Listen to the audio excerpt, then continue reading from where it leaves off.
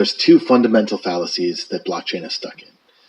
The first one is that data exists, and the second is that time exists. Greetings, future fossils. This is Michael Garfield welcoming you to another episode of the podcast that explores the human condition in our age of transition and transformation as an exploration of what changes when we live our lives in light of the fact the future is listening. Sometimes it seems like taking this long now, big history perspective on the turbulence and chaos of our daily lives is the only thing holding this show together thematically, when we've got software programmers and visionary artists and authors and education reformers and futurists all on the same program. But what holds all of these people together is a sense of responsibility to what they're creating, as well as a deep sense of purpose in the work that they do, informed and inspired by a bigger picture understanding of how each of our unique individual contributions is a single pillar holding up a kind of trans-temporal temple, the human project, and to locate ourselves in that communal effort, and to reinterpret our lives in light of that much, much greater context. Which is why you get episodes like today's episode with Arthur Brock of Holochain and the Metacurrency Project, because Art Brock is a shining example of exactly the kind of mentality I'm hoping to promote on this show.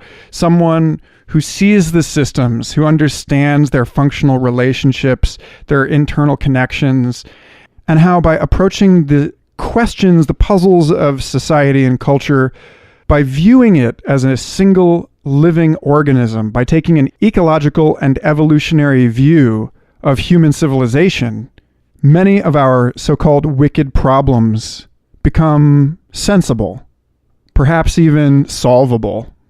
And maybe there is no more wicked problem than how to avert the ongoing catastrophe our current economic systems are wreaking on the planet and on ourselves, and designing a world that works for everybody. Not even just human beings, but literally every body on this planet, served by a newly reimagined system of flows of value. One based not on exploitation and externalizing the costs, but on a comprehensive understanding of the value that every single player brings to this collaborative living experiment we call the biosphere, and how each of them can be rewarded appropriately for doing so.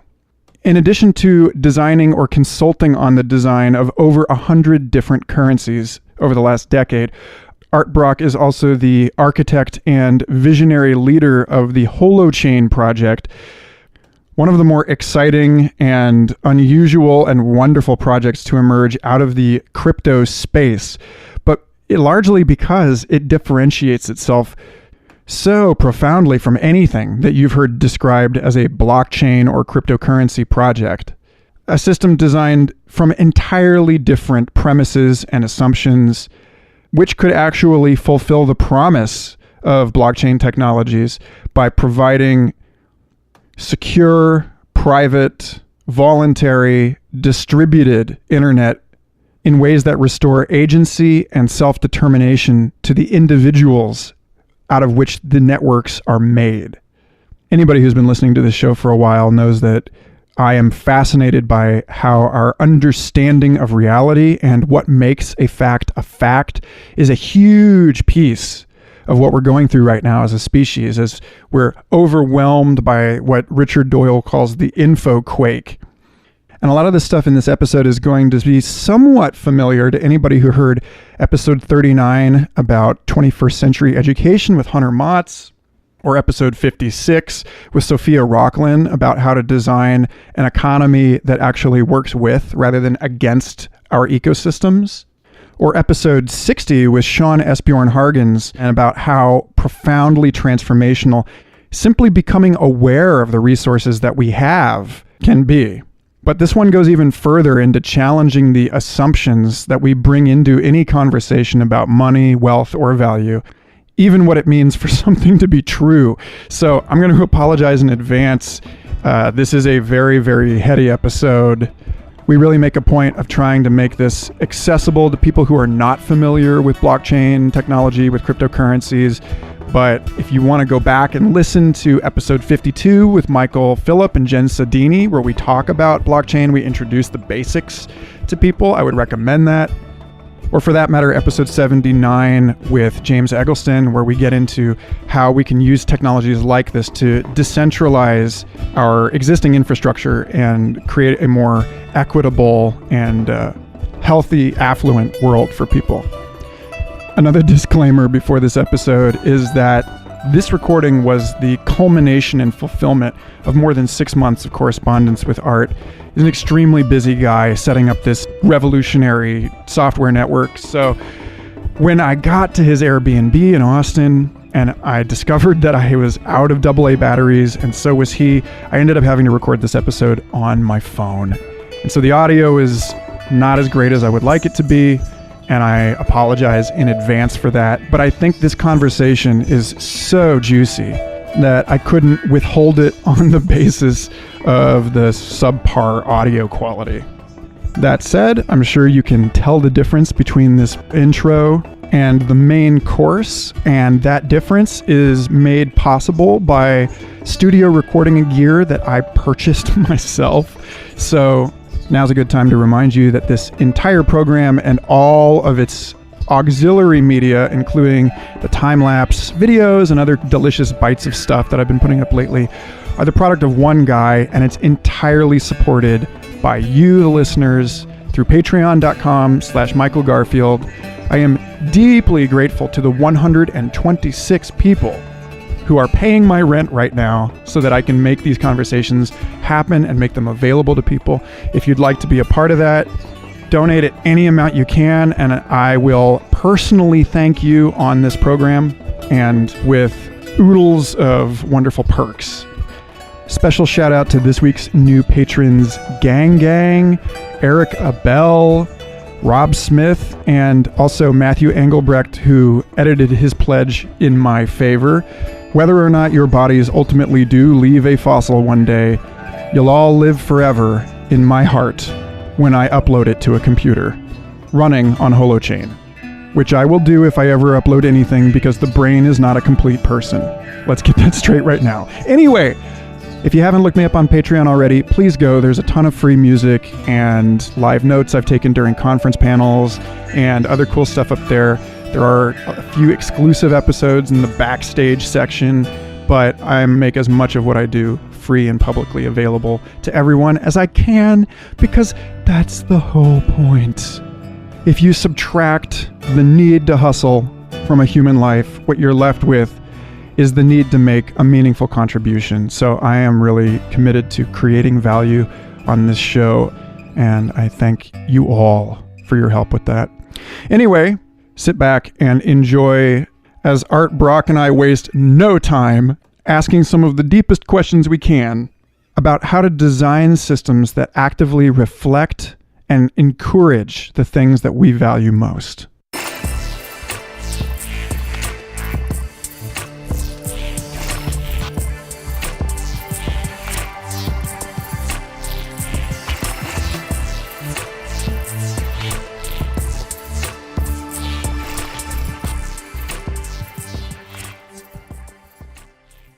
Art Brock, it's a pleasure to have you on Future Fossils.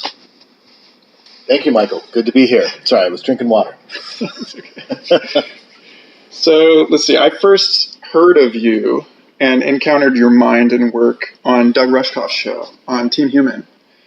And I was really inspired, more than any of the details of your work, I was inspired by the spirit that you bring to it.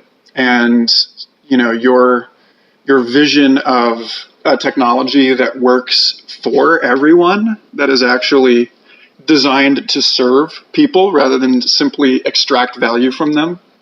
So maybe the best place to start would be in how you started, how you got into designing currencies and the technological basis for them, and just the very beginning at the in the broadest strokes.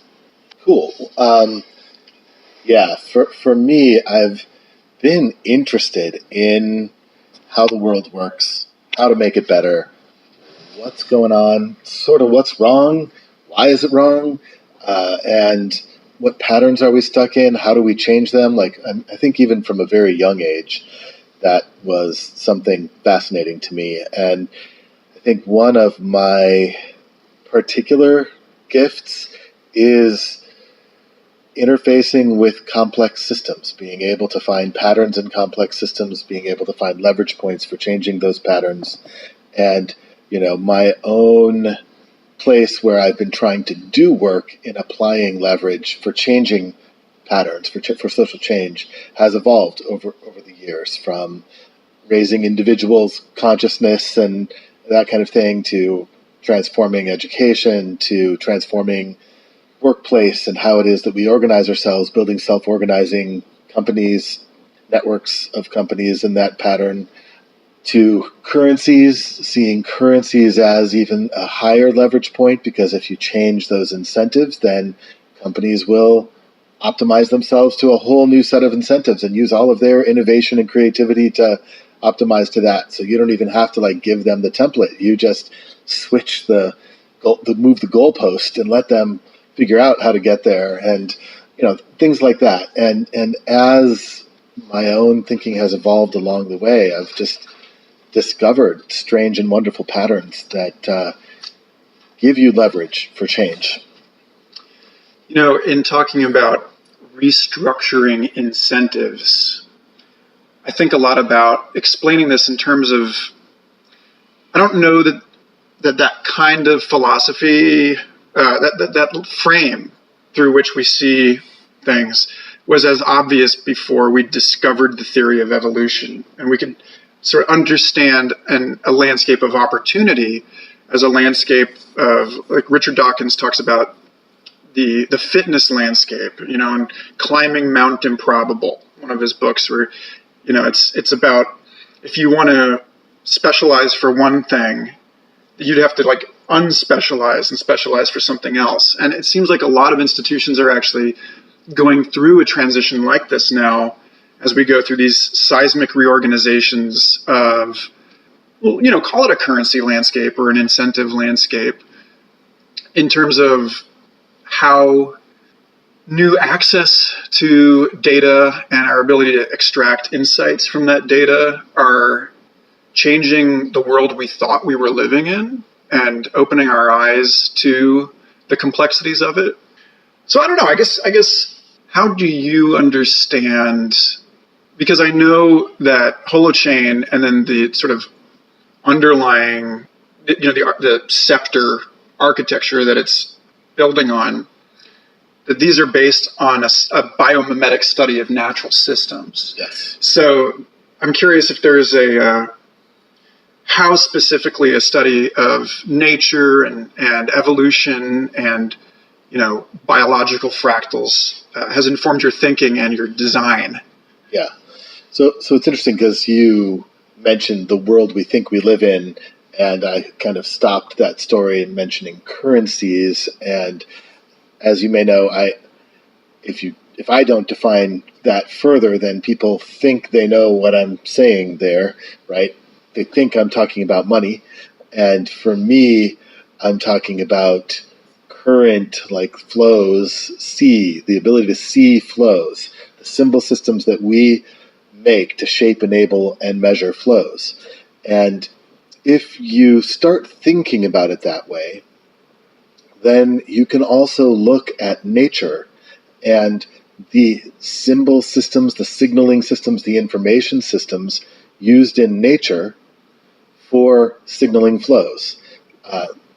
Obvious place to start is our bodies, right? The hormonal signals, the nervous system signals, electrical signals, even infrared light signals, and there's just a whole bunch of ways that our cells have set up to talk to each other, and our organs have set up to talk to each other, and our subsystems have set up to coordinate and orchestrate, and is just, it's a rich world of patterns. And when you start seeing that we have built similar things and just can't see them that way, we're not looking through the right lens.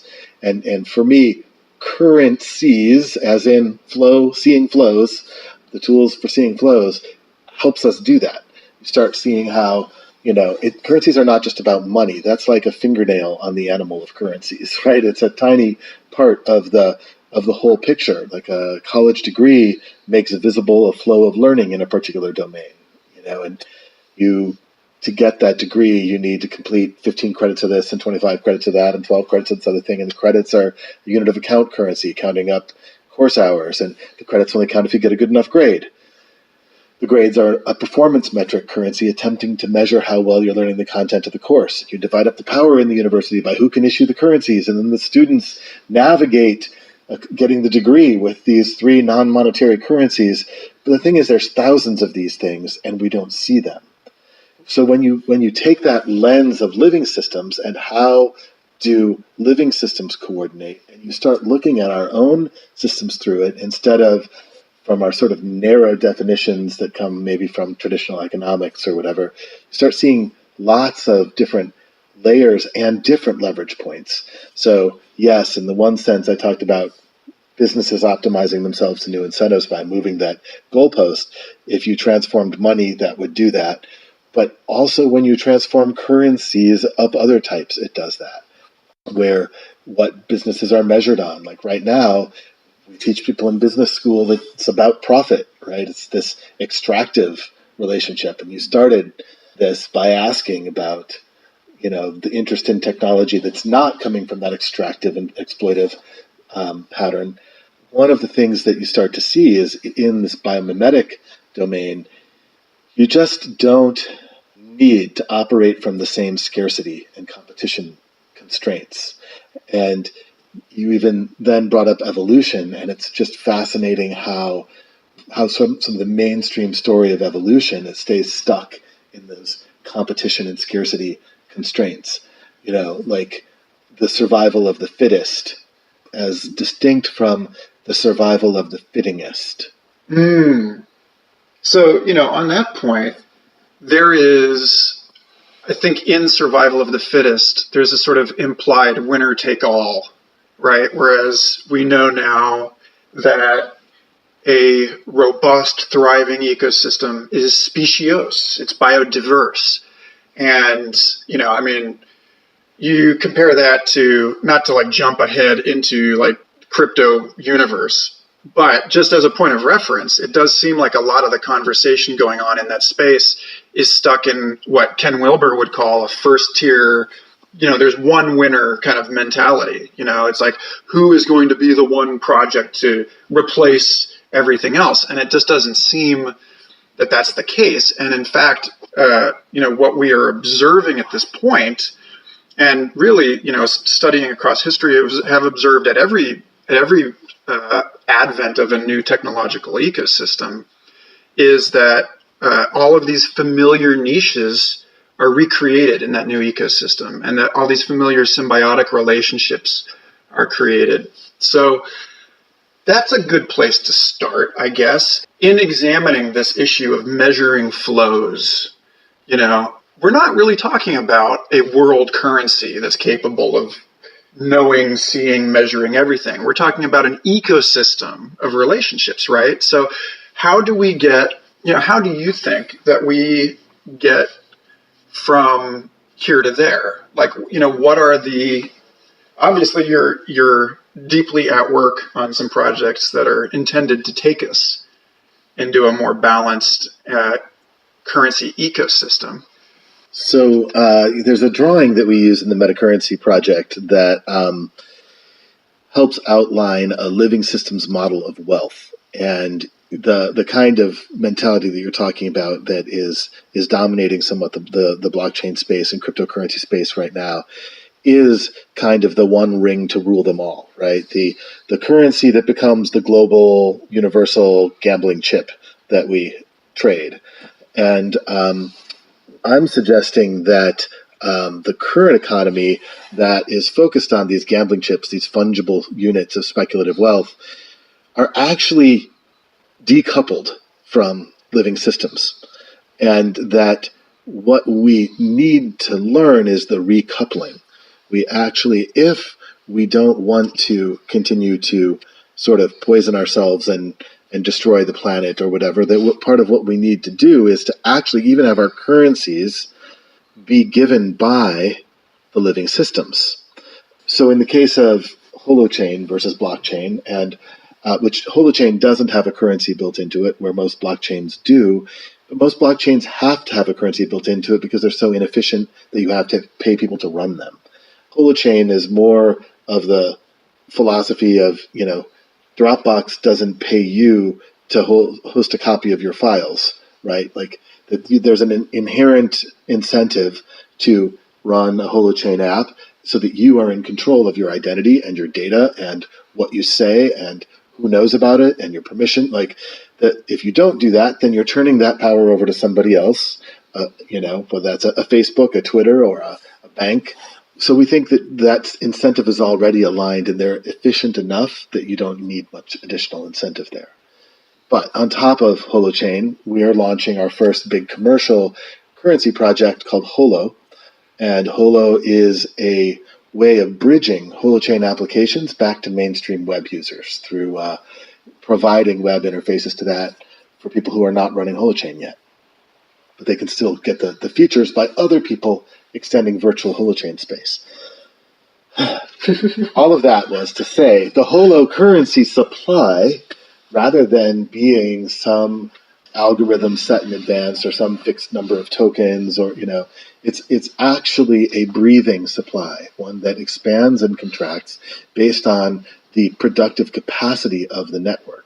So if you think of an ecosystem which has a particular carrying capacity, there's a rate at which you can extract energy or resources or nutrients or food or that you can extract from that ecosystem without harming its capacity to regenerate. We have tuned the Holo currency to the productive capacity of the network of hosts. So as that network grows, then the supply can also grow because that hosting power is actually there, right? And if that network contracts, then the supply also contracts. So having a currency design that uses mutual credit, or you can think of that as kind of double entry accounting instead of tokens made from nothing, allows you to get some of these biological dynamics back and to connect it into the value production network. Now, this may seem weak in the domain of hosting, may not seem immediately obvious, the connection in terms of natural systems, but if you think of the next currency being backed by food or energy or housing or transportation, you start seeing how actually having the value of the accounting units tied into the community's capacity to produce that value, it gives us the stability, the kind of value stability that's missing in the crypto space right now, that makes it all this dangerous, volatile roller coaster ride that has no productive economy, right? People can't actually lean their business model on it and count on paying their rent next week, so it's not a very safe place for most people to participate unless they can afford to lose the money they're gambling. Yeah, it's funny. I almost think about Alvin and Marie Toffler's book Future Shock, looking at the trend that we're seeing in the crypto space to design an effective and practical stable coin, something that will defeat the volatility of this speculative enterprise. And, it's listening to people talk about how they're going to create a stable currency in crypto, it seems like it's all every one of them is sort of reinventing the wheel of like a basket commodity type thing. It's all going back to real world resources. But then again, it's still sort of bound to and subject to the laws of what you show in your chart, the speculative market. Yeah. Most of the people designing stablecoins are still stuck in the fiat token model, where once you create something, it can't go away, right? Which means you can't contract the supply, which means the supply doesn't breathe. The value actually has to fluctuate to correlate with market shifts. And then they're just hoping that hedging will do it. If you put enough things that might have counter indicators of stuff that, of demand, then we're going to get a stable coin. But it's actually simpler than that. It's actually that when you tie it to real value instead of only speculative value, and you create a center of gravity to that marketplace that is distinct from the gambling price on exchanges, then there is actually a body to this animal, to the productive economy, essentially, that you can have the tail not wag the dog because you've created a different center of mass, a different center of gravity. And that's our approach. And we're also, because we're going to be launching more of these asset-backed currencies, we will also probably create a basket, but it will be an extra stable basket because it's going to be backed by stable asset-backed currencies, right? Like, so it's going to be like second degree stable, metastable. That's right. Yeah, so actually, that's a good place to sort of go sideways and backwards into the conversation on metacurrency, which we have a mutual friend in Sean S. Bjorn Hargens. He was on the show, and just before we started recording, you said it's important to differentiate between his idea of meta capital and the metacurrency project. I mean, I don't know whether you just mean simply institutionally or in terms of the sort of mental framing around this idea. I was just saying, just because they're meta something didn't mean they were the same thing, that they had different roots. Although, having been friends and collaborators for a while, there are parts that have also mixed and blended and converged. But because your background was with him, I wasn't sure how much of the metacurrency side that you had, because he was more focused on capital, on sort of the types of value, and we're more focused on flow, because the reason for us is we're interested in living systems being alive, and aliveness doesn't have to do with the stocks. It has to do with the flows. Because if my airflow gets blocked for a few minutes here, all the same stock of stuff is here in my body, but I stop being a human. The same stuff is there, but I'm no longer human. The flows have been broken. And you can take any of my vital flows, and that same thing will happen. If I bleed out, if you starve me, if you dehydrate me, like any vital flow that's missing, the system breaks down. And so understanding what the patterns of flow are that actually nourish a living system, that nourish community, that nourish collective intelligence, that is where our focus was. It was less about the forms of capital than the patterns of flow. This reminds me of the unapologetic technocrat Parag Khanna, who nonetheless put out a really sort of high-minded article right around Trump's election. It was the 5 maps the new president of the United States must understand.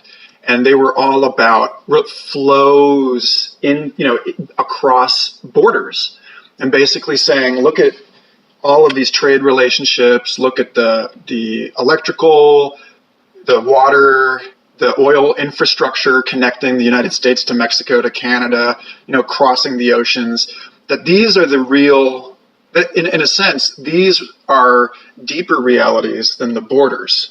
That we're kind of shifting the figure ground relationship here. The actual energy of food and fuel and work and that kind of stuff that's making everything run is distinct from the names of the citizenships on different sides of map lines. Yeah. But when you were on this panel at Voice and Exit conference this last weekend, and somebody brought up to the panel the issue of adoption, and it seems like there is you're coming up on potentially on a hurdle of getting people to shift and to see things in this way. And equally so, I think, with this idea of an agent-centric system in which we all are responsible for the management of our own data, that it's kind of like, a continuation of the shift from Catholic to Protestant Christianity, in that there's no longer a pope. It's like your unmediated P2P relationship with God, and so there's a similar disintermediation going on here that seems like it requires a personal psychological leap, like actual personal transformation, in order to appreciate this. Do you feel like that you're encountering that with people, or do you think people are coming into this naturally? No, we're definitely encountering some of that with people. I mean, that's a fascinating metaphor you just used, right?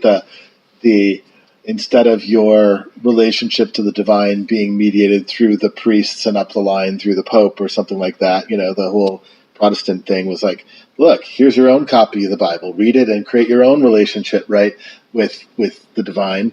And that's basically what Holochain is doing, because blockchain still mediates your relationship through miners or stakers, or they're the only ones who can actually write to the blockchain world. They've just created a different hierarchy of priests, if you will, right? A new priest class. And Holochain, you literally point your browser at yourself. You point to localhost.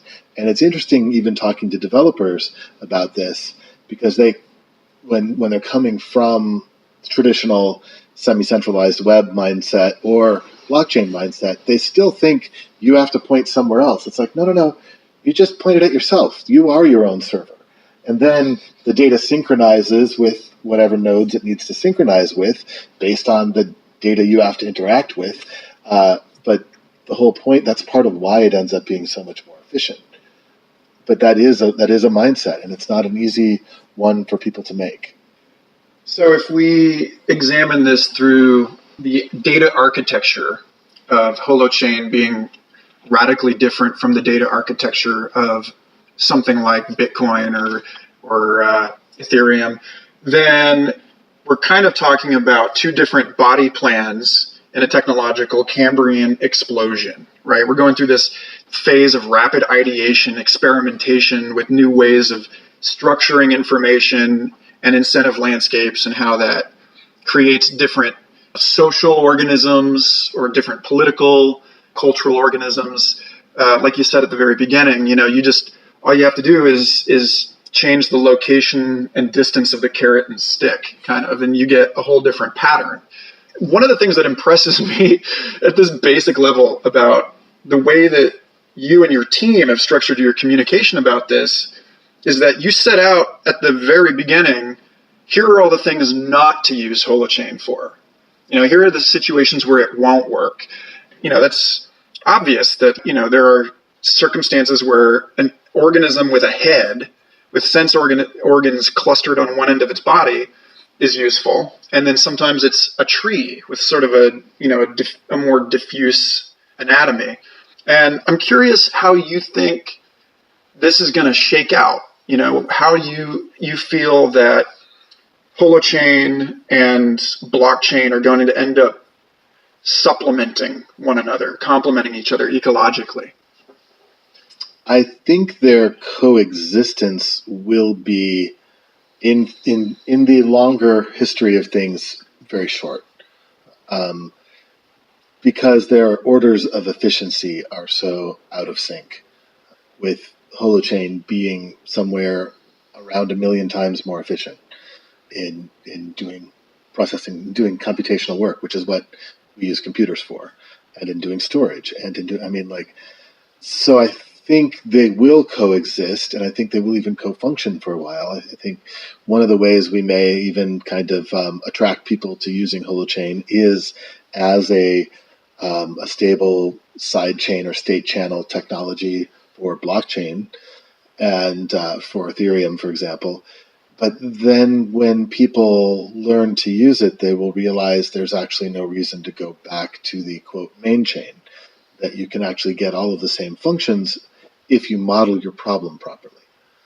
And so most of the things that we put in our FAQ right at the beginning of Holochain, like I think we wrote that FAQ like in January of 2017 or something like that, were written to discourage people from taking their normal way of approaching this blockchain and trying to do it on top of Holochain.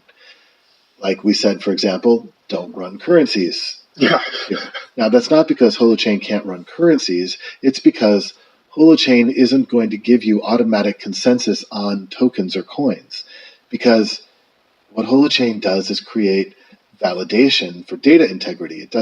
You don't need consensus if you structure it agent-centric and do account balance transfers. And then you're signing things to chains. You already have a sequence. There's no ambiguity of sequence. You don't need a global sequence. You don't need global consensus for a sequence. You don't need any of that nonsense. That's all wasted computation. Every blockchain is doing lots of that wasted computation. And we were saying, don't do that. Because everybody was coming to this from the token mindset. Because what some people haven't realized is that blockchain really has one killer app. It's called tokenization. And, all the people that were thinking, yeah, we're going to go create the driver-owned Uber and run it on Ethereum, they're like, actually, Ethereum can't handle anywhere near this computation load, and we certainly can't afford to pay for it on Ethereum. So we will just create a driver coin and run it on some other centralized system that falls into all the same normal power struggles right? Like, so it didn't really get us to where we wanted to go. But look, we can tokenize and gather a bunch of money through an ICO and woohoo, magic internet money, right? And so that's kind of what blockchain has given us, is ICOs and tokens. Mm-hmm. And tokens, when it comes to computation, are not a very difficult application, right? It's like, do you have the key? Then you can spend it up to the input amount, right? You can create coins, output coins up to the total up to the input amount. Not a hard, like, it's, some pretty simple math and a couple of checking cryptographic signatures and such. And so back to your question, I think we intend to play nice and enable a bunch of the things in the blockchain space. And there may be other people who realize the advantages of this architecture and start creating competing things in our space. But I don't think the two will live together that long. So I asked Facebook about this conversation, and the only person that deputized himself as qualified to ask you a question in my friends list was a fellow Future Fossils guest, Nathan Waters, who runs an Ethereum community in Australia, and wanted to ask about how you handle fungible assets.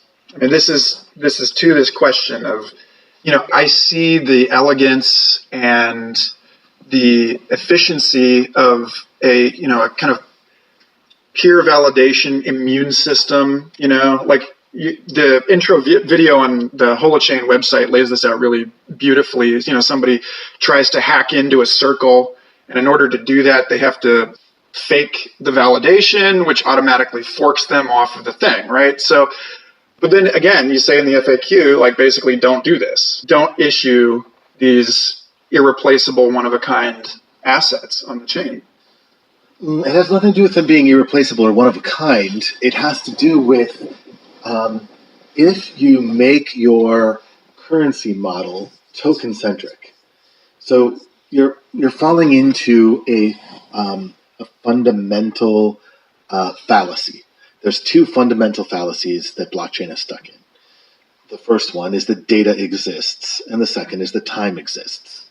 So now we're getting into the meat here. These seem really important, right? And what I mean by exists, I mean the data has some independent truth, that there is a single source of truth, And you have to now manage the integrity of this single source of truth. So we make a list of coins or tokens. This list becomes our single source of truth, and now we have to manage any changes to this list, make sure that they were done by who's supposed to do them, and what order they happened in, so that you prevent somebody from double spending or that kind of thing, right?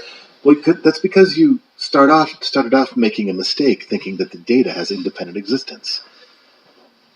That's a pattern, a lazy pattern of thinking from when we had centralized computers under centralized control, and we would store things in a database or a spreadsheet or a list or whatever, and be the only ones who could manage that list, and then we would have this be our single source of truth. But that actually isn't the way information in the world works, and so you're generating actually a sort of fiction. Yeah, we'll come back to that. So, if I ask you, what's the temperature in the room here right now? Well, first of all, where? Right over there by the window where it's hotter outside. There's probably, it's hotter over there, and then above the light bulbs over there, that's hot, but under the AC vent over there, it's probably a little colder, and there isn't one temperature in the room right now. And if you had a device, you had one of those little infrared, little laser pointer type things, you could click and take readings. You'd get a bunch of different readings. But what you would have is your wielding of a device that's generating a series of readings, a sequence of readings that are subject to how well that device is calibrated, right? It isn't still truth. And you could submit these things, and they should be submitted and stored as coming from this device wielded by you, ideally. It's coming from your agency, right?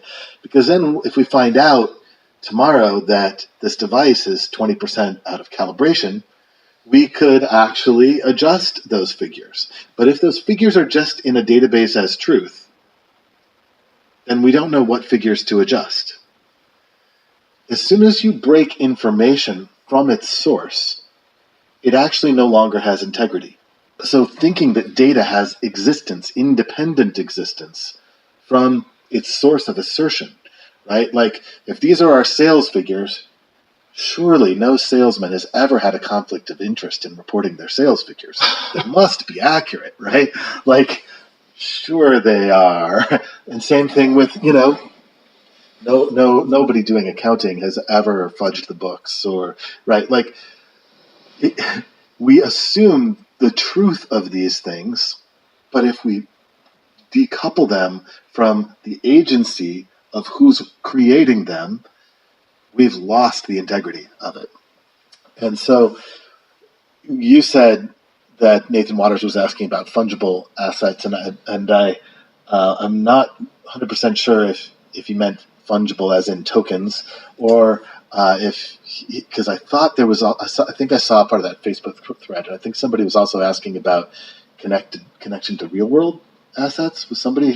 Yeah, I think they're looking at like land titles and that kind of thing. Right. Yeah. So I don't view land titles as fungible, because this piece of land is never equal to that piece of land, and so right. But in any case, this is one of the things that's missing with blockchain. Blockchain acts like we can create a cryptographic token, and we can create some other thing out in the world. Like, let's make it more concrete than land titles. Let's have it be works of art that we stick an RFID tag on that does cryptographic key signing when you read it type of thing, that can prove that it has a hidden key in there. And, because nobody will ever be able to counterfeit those tags. Right. Well, I mean, that's the question, right? Is like, this tag is supposedly associated with the Mona Lisa, but through what agency? See, this is the thing for me that's missing. The only way you can go from this abstract world of representation to the concrete world is through somebody being accountable. And when you just leave that out of the loop, then there ain't nobody accountable. And you're pretending that there's going to maintain some magic correlation between these things. The only way you can maintain a correlation if somebody's responsible for maintaining that. And when you remove the agency, then you've lost that integrity. And because Holochain is agent-centric, it's actually much easier to manage because we're not trying to manage some abstract, absolute list of data. We're actually managing the changes to a system that are made by agents. And you track those changes. If I'm passing this painting off to you and signing in that it was still the one that I had taken custody of, and now you're taking custody of it, and you signed to receive that custody, right? Then I can be held to account for while it was in my possession. Now you can be held to account for while it was in your possession. And it isn't just magic. We're not just magically thinking that a sticker is what binds this to some cryptographic token. So I guess you could say then that VeChain suffers, and these other sort of projects that are like supply chain trust oriented are suffering from a kind of epistemological failure. Yeah. Now I think about. Go ahead. Well, I just wanted to say the other one about time exists. Yeah. Right? Like, as if some absolute time exists. Like, the whole point of the consensus in blockchain is really determining a sequence of events. But if I'm handing off an asset to you, and I'm signing this handoff to my chain, and you're signing it to your chain, it comes after whatever actions I've taken and before whatever next actions I'm taking. And same for you. There's no question of the sequence of events in relative time between us, right? There may be questions in absolute time, but what the heck does that have to do with this painting? There is no absolute time, right? Like, we already know that. If out in the world, if there's a, lightning bolt over there, well, people hear the thunder at different times. And it's not going to be, there is no absolute time. To pretend that there is to generate a fiction. And so what blockchain is doing is having a proof of work or proof of stake, essentially lottery, to choose one perspective as the true perspective for this block and generating this fiction of absolute data and absolute time. That sounds to me like the book that I read under Sean at John F. Kennedy U on becoming aware, where they talk about structuring knowledge starting in this sort of inherent dignity of the first person experience, saying we can't say whether, the purple bats that attacked you while you were, driving that car on acid or whatever are real or unreal, right? They say, okay, what we can do is we can build the first person, we can build a second person consensus, bring a third person in, and so on, and build it out. And that's, what you're saying is that this is a sort of inversion to meet the way that our perspectives are historically and psychologically actually structured, without falling into this pit of imagining that there is an out there, basically, like. Sort of, but I think that you are stating it as a weaker rather than a stronger truth. And I would assert that actually, look at the way your body's built, right? You have a zygote that gets created with particular DNA because of the combining of the sperm and egg that, right? That has particular DNA. That's the first person, right? And then it spreads. This isn't just to respect somebody's, being ridiculed for seeing purple bats or whatever. This is actually the way order is created in the world, right? A planet that starts with some dust motes coming together and gaining a little more gravity and whatever. Like, this is not. It isn't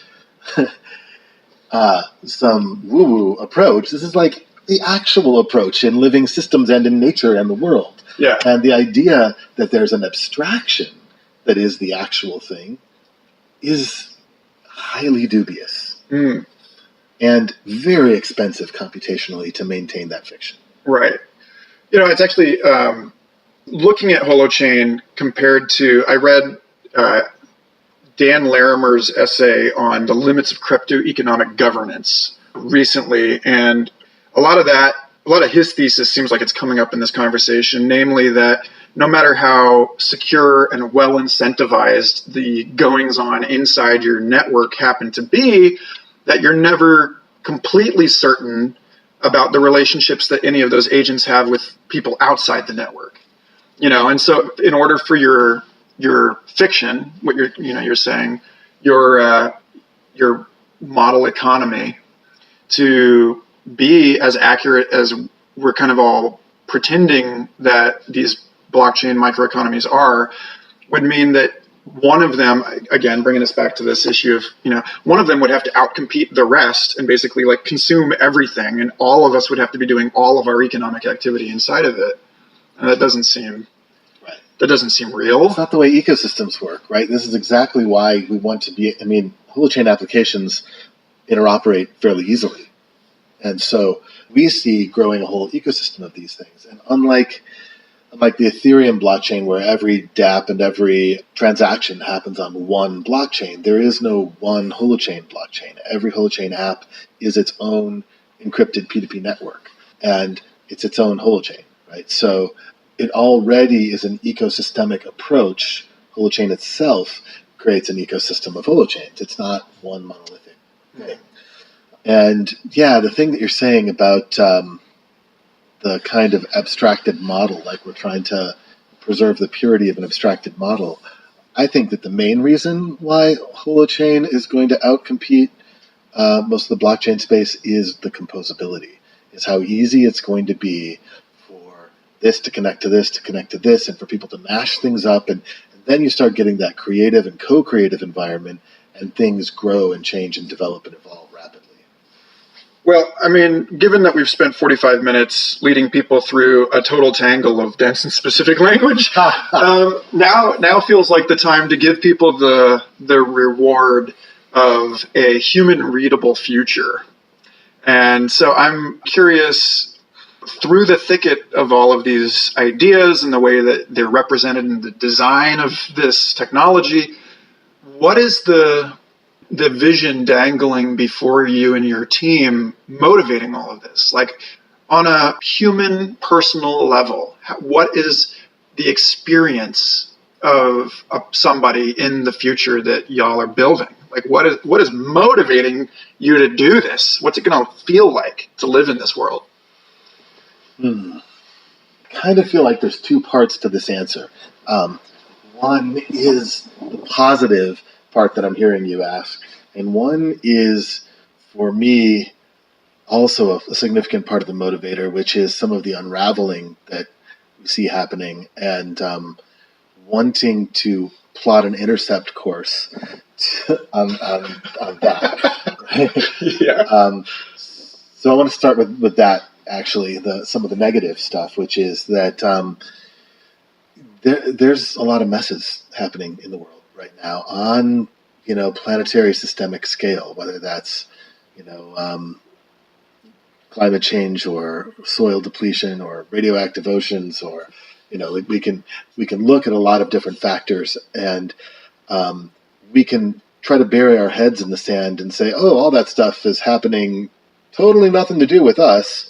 Or we can say, oh, yeah, where did that radioactivity came from? Oh, yeah, that was us. Who was using that soil? Yeah, that was us.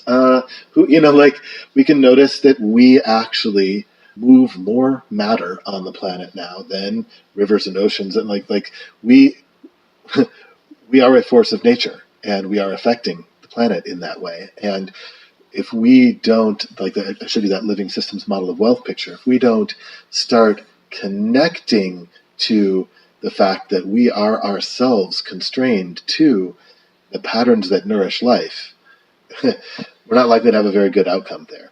And aside from that, the patterns that we're using are fundamentally on a collapse course, because, for example, our national currencies are all issued as debt which bear interest, and they have compounding interest, compounding debt, which means you have to have compounding growth. And in one generation, we've used half the world's non-renewable resources. We can't do that another generation, right? And when you have this compounding growth pattern as a requirement built into the currency, in most places, that's called a Ponzi scheme. You have to keep actually taking in new debt to pay the old bills, right? And Ponzi schemes always collapse when they reach their limits of growth. When you can't take in the new set of debt, you can't justify that next level of growth. You can't get the next suckers or whatever, right? It's not a question of if, it's only a question of when. And ironically, the cryptocurrency stuff that's happening is just accelerating that unraveling, I'm pretty sure. We've created this strange false dichotomy of crypto and fiat, when so far all the cryptocurrencies have been created by fiat. They are created from nothing, which is what fiat means. And they haven't changed the economic patterns of the national currencies. They've just changed which group is the authority for doing it. Miners and stakers and that kind of stuff instead of bankers and bureaucrats. And they've repeated all the same extractive, exploitive, destructive, speculative patterns faster. It's just turbocharged. And now they've managed to get interlinked billions of dollars of speculative wealth and are pulling banks and pension funds and things like that over into the crypto domain because they're afraid of missing out. You've got this FOMO of all these people are making these big returns and we're not. And finally got loud enough for everyone's dad to hear. Yeah, exactly. And so now these two things, both of which are designed unsustainably, are intertangled, and one is turbocharged and accelerating that process. And so, sorry, this was a long answer to get to the thing, but I'm concerned about whether we can get these things out in time to build a safety net, whether we can get these asset-backed, value-stable, connected to real human needs currencies out there that can give us a safety net. So as some of those things start to unravel, people don't have to suffer complete systemic breakdown, because when financial things unravel, who's going to ship the food? Who's going to truck the food into the cities and fill the shelves on the supermarket and all that, like that kind of stuff? Bad stuff happens with that kind of breakdown. So we think that there are viable alternatives that are already within our technological reach, but we have to get them now within our social reach and our cognitive understanding of the need for something that's responsible, not just a get-rich-quick coin. And so for me, the visceral experience that I think many will have is as other things spin wildly out of control in lots of different directions, that these things will be there to lean on and will provide a center of stability for some real human needs in the coming future. And then there's the other side of the user experience, which, if anybody's ever tried to use cryptocurrencies, you get that we are not there yet on UI. So the phenomenon of trying to build wallets and manage these keys and do transactions and install Web 3.0 browser extensions or, all these different things that we're doing to try to be able to have somebody interact with one. I don't think it can be fundamentally, we've gotten people up to the level of digital literacy to dance with web pages. I think that's where we've got to meet them. We have to have it be that simple. It can't be harder than using Twitter or Facebook or things that we're currently using, because we already lose some of the population even in being able to do that. So that's where we've really tried to create the user experience on Holochain apps as well.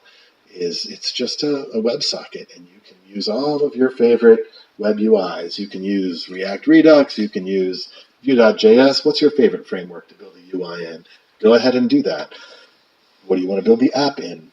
Right now it's JavaScript or Lisp, but soon anything that compiles to WebAssembly. That should, in not too distant future, get us another 30 or 40 languages that you can write Holochain apps in. And so it's not about wrangling you into a smart contract language or something like that. It's actually about how do we meet the bulk of the developers where they are with their skills so that they can provide an experience to users where they are with their needs. You said something like this in the question I posed you and the other folks in the panel at the conference this weekend about this being an open source revolution. And the fact that now it's about how fast a particular technology can be brought to market, quote unquote, rather than so much about the team's, proprietary genius. And because I feel like your answer to my I'm always looking for the way to weaponize something or the way that it can be corrupted and appropriated, like the way that, for example, the psychedelic revolution became merely an advertising aesthetic within just a few years. The way that the visionary experience is used to sell us more, clever products.